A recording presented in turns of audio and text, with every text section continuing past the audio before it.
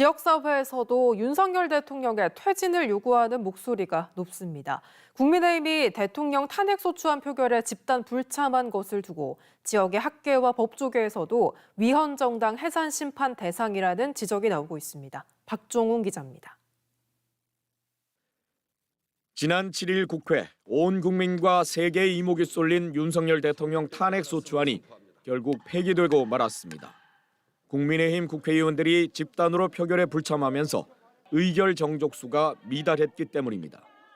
우리나라 정당제를 규정한 대한민국 헌법 제8조 사항에 정당의 목적이나 활동이 민주적 기본 질서에 위배될 때는 정부가 헌법재판소에 해산을 제소할 수 있다고 돼 있습니다.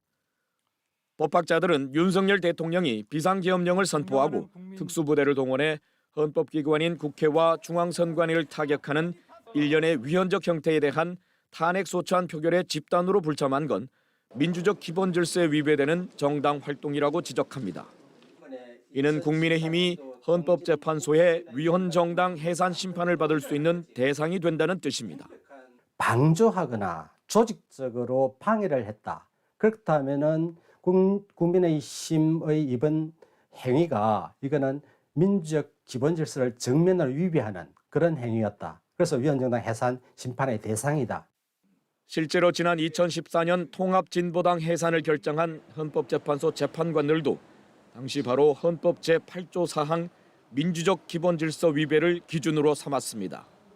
민변 경남지부는 성명을 내고 한동훈 당대표와 한덕수 국무총리가 대통령의 질서 있는 퇴진을 추진하고 국정을 챙기겠다고 한 공동 담화문 발표에 대해 헌법에 근거하지 않은 권력의 분배와 행사는 그 어떤 것도 정당화될 수 없으며 명백한 위헌이라고 경고했습니다. 우리 헌법에 그대로 명백히 완전히 반하는 그런 담화라고 할 수 있을 것 같고요.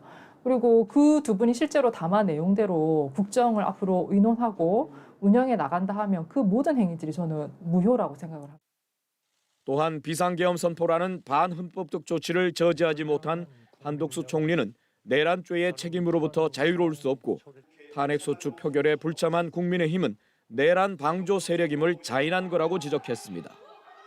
특히 대통령의 질서 있는 퇴진에 관한 절차는 우리 헌법에 명확히 규정돼 있다며 국회의 탄핵소추와 헌법재판소의 파면 결정이 바로 그것으로 헌법이 정한 절차를 따르지 않고 대통령을 퇴진시킬 방법은 없다고 주장했습니다.